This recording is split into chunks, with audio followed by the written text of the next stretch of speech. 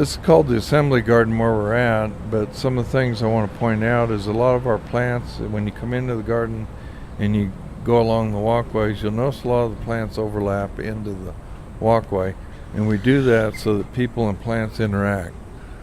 Sometimes people are afraid to touch a plant, and so we put the plants out so people can feel them as they go by, maybe notice them more because they're right there in their face as they go by. So our garden's a native, natural garden, so low maintenance, and we try and let the plants grow to their size, and versus a traditional landscape where you shear everything and cut it right to edges so you have straight edges on everything.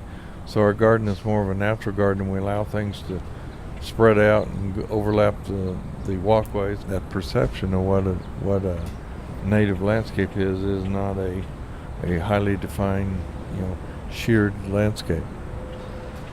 We have very little vandalism. We've had a little bit of graffiti done in the garden. A lot of it's been kind of small in scale, not real big. Somebody wrote "I love you" in pencil on the wall here, and we had to go in and with an eraser and erase it.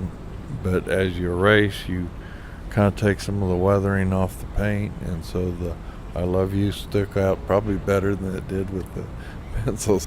I think the garden tends to bring the romantic part out.